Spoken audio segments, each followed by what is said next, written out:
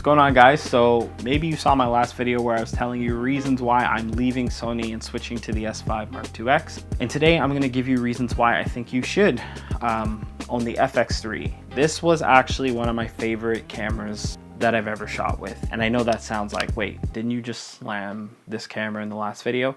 Yes, I did, for reasons why I'm switching. But there are things about this camera that I do love. Honestly, it's just like a one-of-a-kind experience, and I'm gonna share that with you guys today. Okay, first of all, we need to talk about just how sexy this camera is. Like, it just feels like really premium, and man, this thing's a brick. Like, it feels great. It's not too big. The no viewfinder thing took me some time to get used to, but once I did, I really appreciated it. But the body just feels nice. The grip is nice and thick. What do you mean by that? It doesn't feel as thin as like past Sony cameras. I don't know, man. If your camera just becomes like a fashion accessory, why not, right? Really nice looking camera. I found starting out that this camera was just fun to film with because it was just different, and different just felt good to me. First thing I want to talk about is this zoom rocker. This zoom rocker is amazing, and I feel like it's kind of a slept on feature with this camera, and it kind of makes it one of a kind. So pretty much if you put a 50mm lens on this camera, if you use the zoom rocker and you program it to be clear image zoom, then it almost turns your 50mm lens into like a 50 to like 65, because when you go clear image zoom, it's not like digital zoom where you zoom in and then it just kind of falls apart. Clear image zoom looks great. So I love being able to have that option to kind of throw a prime lens on here and kind of multi-purpose it, almost like two lenses in one. Kind of reminds me of what it was like to shoot on the Sigma 18 to 35. If you know, you know. The zoom rocker is just an amazing feature. It's right at the tip of your fingers, and it's just there, and it's great. So next thing I want to talk about is, and this was a feature that was kind of cool when this camera came out, but you could add LUTs, and then pretty much you could shoot with it as a reference as you're shooting.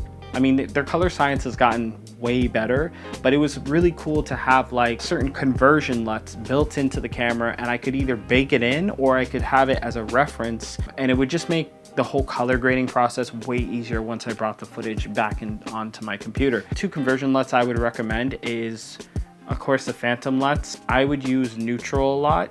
I feel like it's a good starting point, or the tungsten one. If you're filming people, then I think that's a great LUT to use. Another great conversion LUT is by Gamut. They have their own S-Log3 conversion LUT, and that one, honestly, I used because I was always filming people. I found that one that was more catered to like weddings and skin tones was a big thing for me. That's kind of what tipped me over the edge to go from S-Cinetone to S-Log3 once I got that conversion LUT. So that's a great one to get. But S-Log3 has, I think, like 15 plus stops of dynamic range. It's great if you're shooting and you blow your highlights out a little bit, getting those highlights back, dealing with the colors and the midtones and the shadows. You could do a lot in terms of recovery and stuff like that. Another thing is you get that dual native ISO when you're shooting in S-Log3. You don't get that with like S-Cinetone or the other ones. You get a really clean image at a 640 and 12,800. Another cool feature is something called Cine EI, where you could program a button to go,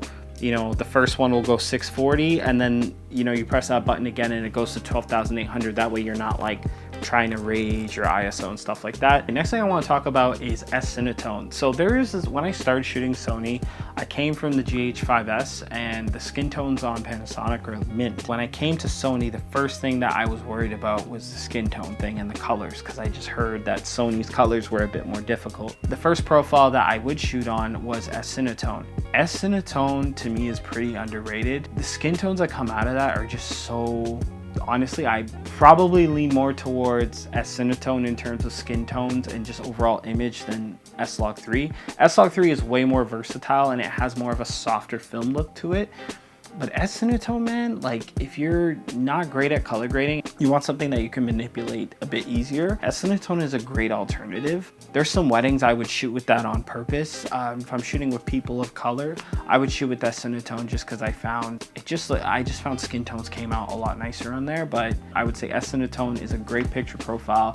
even when you raise your ISO to like 12,800 or higher, like I found that S Cinetone still looked very clean and very good. So I never had any issues in terms of, you know, the image falling apart in the high ISO. So S Cinetone is a great picture profile if you're not really into color grading. So I kind of already went over this, but this is a great camera if you're trying to put it on a gimbal. So if you shoot real estate, architecture, anything where you're actually using a gimbal, this is an awesome camera. If you're gonna get a lens for this camera, I would get the 16 to 35 PZ, the F4 version, and it has all internal zooming. You balance it once and then you could zoom all the way to 35 and it's not gonna like go off balance because the barrel doesn't extend. That's the lens I would definitely get with this if you're shooting, and that lens is so light, so balancing is easy, it feels nice.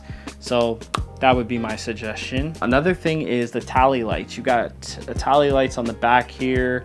Oh, and then this record button acts as a tally light as well, and it lets you know when you're recording. I don't get that with my new Lumix camera, and I thought that was a really cool feature on this camera. This camera essentially, I would say, is a great like every situation camera. Like this camera is very versatile if you want to do commercial work, if you want to do weddings, if you want to do real estate. There's just so much you can do with this camera, and it literally is great for all scenarios. Me switching to other cameras, I find I just have to like do workaround, but this camera right out the box is like a powerhouse camera.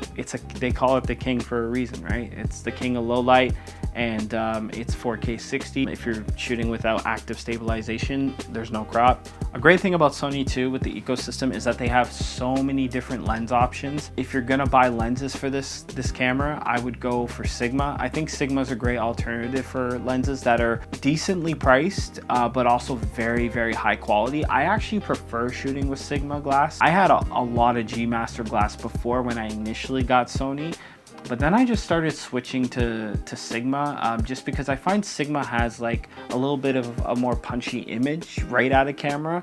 So when I mixed that little bit of punchy image with S-Log3, I just found I was at that good starting point and middle ground of an image that I like.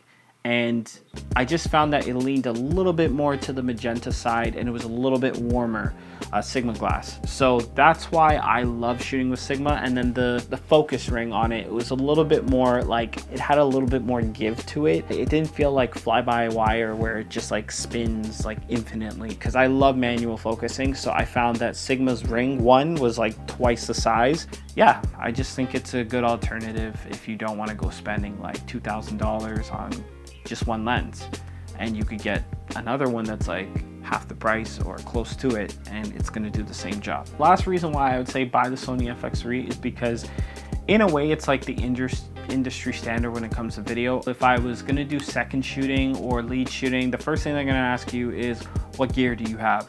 And if you say I have an FX3, they're not going to question you. They're not going to be like, oh, does that camera do this, this, this, this? If you say you have an FX3, they're going to know that's like top tier. They're going to know they're going to get what they need out of that camera or from you for second shooting. If you're going to be subcontracted to do work for other companies or stuff like that, saying that you shoot with the Sony FX3 or an A7S3, it's just a known camera that if you say that, then they know they're getting like top tier equipment. If you say you're shooting with Lumix, like Lumix is very capable of doing a lot of the things Sony can do, but not everybody likes Lumix. Not everybody thinks Lumix doesn't have a great reputation because of its autofocus. And for people who aren't paying attention to that, they might tell you to go rent Sony gear, or they might just think that you're not invested in your craft. The amount of people I told when I told them I was switching to Lumix, they're just like, why are you switching? You have the best camera in the game. But honestly, like it's all about perspective, right? If you understand certain things, then you'll know, but not everyone's gonna know that. So I would say if you're looking to get a camera that's very versatile, it's good for all situations and can do pretty much everything, then I would go for the FX3. It's a great camera. It's a fun camera to shoot on. It's just a different experience when you don't have a viewfinder, and the form factor is nice. This camera is built to do a lot of different things, and it still holds up in 2024. Great camera. Not a camera I'm sticking with, but if you want to get into the Sony ecosystem, this is the camera I'd go for. Let me know if you guys have any questions about the FX3 in particular that I can answer for you. And if you enjoyed the video, please like it, subscribe if you want to, yeah, catch me in the next one. Also, RIP to this lens, Sony. If y'all can fix this so I can like resell it or something, that would be great, because this is best 24-105 ever. So compact. Anyway, take care.